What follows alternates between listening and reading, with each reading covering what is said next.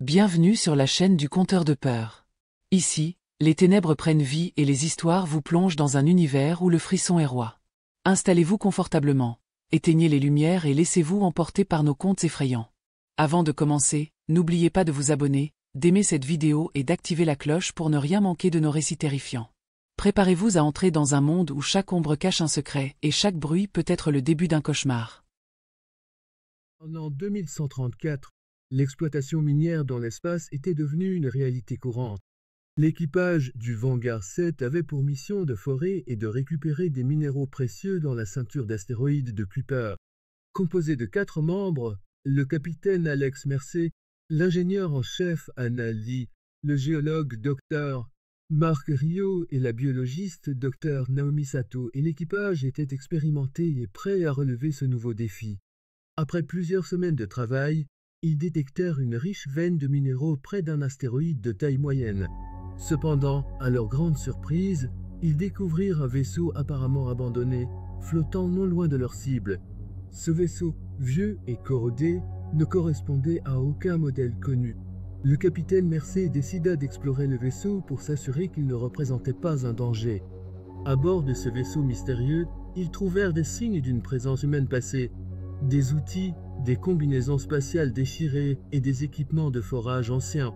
Cependant, aucune trace de vie. Dr Sato, en examinant l'intérieur, remarqua une substance étrange, une poussière noire qui semblait pulser légèrement sous la lumière de leur torche. Plus ils avançaient, plus cette poussière devenait envahissante, recouvrant les murs et les sols. « C'est quoi ce truc ?» dit Dr Rio, ses yeux écarquillés. La tension augmenta lorsqu'ils pénétrèrent dans une vaste salle de commande. Les écrans étaient couverts de cette poussière noire et un léger bourdonnement résonnait dans l'air. Mercer s'approcha d'un terminal et tenta d'accéder aux enregistrements du vaisseau. Les journaux de bord sont cryptés. On ne pourra pas savoir ce qui s'est passé ici sans passer des heures à déchiffrer tout ça, dit Mercer. Soudain, un cri perça le silence. Anna, qui avait exploré un coup de créature. C'était un insecte métallique et biologique, ses mandibules cliquetant de manière menaçante. Elle battit en retraite, mais les créatures la suivaient, émergeant de l'ombre comme une marée noire. « Retournez au vaisseau !» hurla Mercer, les yeux remplis de terreur. Ils coururent à travers le vaisseau abandonné, les créatures sur leurs talons. De retour au Vanguard 7, ils verrouillèrent les sas et tentèrent de reprendre leur souffle. Naomi commença immédiatement à analyser un échantillon de la poussière noire qu'elle avait prélevé. Elle découvrit avec horreur qu'il s'agissait d'une forme de vie biologique capable de fusionner avec les métaux et la chair vivante pour se développer et grossir. Ces choses sont des parasites évolués. Elles utilisent tout ce qu'elles trouvent pour se reproduire et se renforcer. Anna, les yeux fixés sur la substance noire à l'écran, idée dans la destruction totale du vaisseau infecté avant que la contagion ne se propage. Cependant, alors qu'ils préparaient des explosifs, les créatures commencèrent à attaquer leur propre vaisseau. Les systèmes commencèrent à échouer et les alarmes résonnaient partout. Ils étaient assiégés. « On doit retourner à l'autre vaisseau », dit Mercer avec détermination. « C'est notre seule chance ». Anna et Dr Rio prirent les explosifs et retournèrent au vaisseau abandonné, accompagnés par Mercer. Dr Sato resta sur le Vanguard 7 pour tenter de maintenir les systèmes en état de marche. En une course contre la montre, ils parvinrent à installer les explosifs à bord du vaisseau infecté. Cependant, alors qu'ils étaient sur le point de terminer, ils découvrirent une pièce secrète dissimulée derrière un panneau dérobé. À l'intérieur, une console brillante et active émettait des données cryptées. « Qu'est-ce que c'est ?» demanda Anna, ses yeux fixés sur les écrans. Mercer s'approcha et tenta de déchiffrer les informations. Il réalisa alors avec horreur que le vaisseau était en réalité une sorte de bio-usine conçue pour créer et libérer les Dustrippars. « C'est pire que ce qu'on imaginait », murmura-t-il, la voix tremblante. « Ce vaisseau ne fait pas que les abriter, il les fabrique. » Anna regarda les écrans avec une peur grandissante. « Si on le fait exploser, on risque de libérer ces choses partout. » Le silence pesait lourdement dans la pièce, seulement interrompu par le bourdonnement sinistre des machines. Dr Rio, fronçant les sourcils, se pencha sur les commandes. Il doit y avoir un moyen de désactiver ce processus de l'intérieur. Soudain, une violente secousse ébranla le vaisseau, les lumières vacillant brièvement. Les Deathstrippers, alertés par leur intrusion, se regroupaient pour une attaque massive. Mercer savait qu'il n'avait pas beaucoup de temps. « Écoutez-moi, dit-il d'une voix ferme. Anna, tu retournes au Vanguard 7 et tu prépares le vaisseau pour une évacuation d'urgence. Naomi, tu restes avec moi pour tenter de désactiver cette usine. » Anna hésita, regardant Dr. Rio qui continuait à taper frénétiquement sur le clavier. « Je ne peux pas vous laisser ici. » « On n'a pas le choix, rétorqua Mercer. C'est notre seule chance. » Anna acquiesça à contre-cœur et se précipita vers le sas. En chemin, elle entendit des bruits de griffes sur le métal, des chuchotements inhumains se rapprochant dangereusement. De retour sur le Vanguard 7, Anna vit à travers le hublot que les créatures grouillaient autour du vaisseau.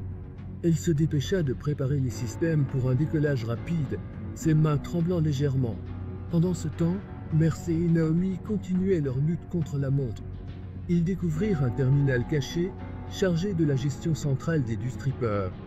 Naomi, les mains experts, réussit à ouvrir une porte vers le noyau du vaisseau. « Voilà, c'est ici ?» dit-elle en désignant une immense chambre remplie de cuves où se développaient les Deathstrippers. Soudain, une alarme stridente retentit. Les Deathstrippers attaquèrent de toutes parts, leurs mandibules claquant avec une intensité terrifiante.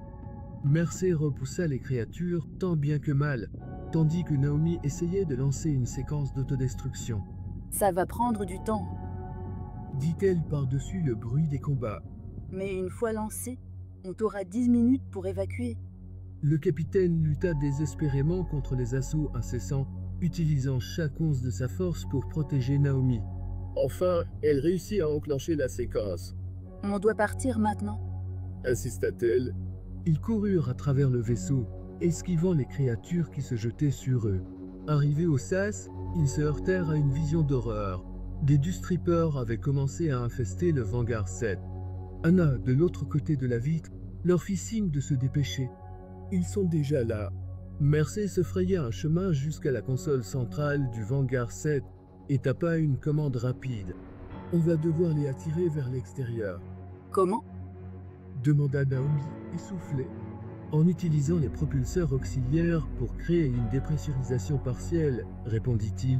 Mais il faudra qu'on soit prêt à sceller toutes les sections immédiatement après. » Anna prépara le système, tandis que Naomi et Mercer repoussaient les créatures qui tentaient de pénétrer plus profondément dans le vaisseau. Le plan fonctionna. Un grand nombre de Deathstrippers furent aspirés dans le vide spatial, mais certains restaient là encore à l'intérieur. « On t'a 10 minutes avant l'explosion. » rappela Naomi. « On doit s'éloigner de ce vaisseau. » Mercer acquiesça et initia le décollage. Le Vanguard 7 s'éloigna rapidement, mais pas assez pour éviter l'onde de choc de l'explosion imminente. Les secondes s'écoulèrent lentement. Finalement, une déflagration sourde secoua leur vaisseau, projetant des débris de l'ancienne bio-usine dans toutes les directions. L'onde de choc les frappa, mais les systèmes de survie tinrent bon.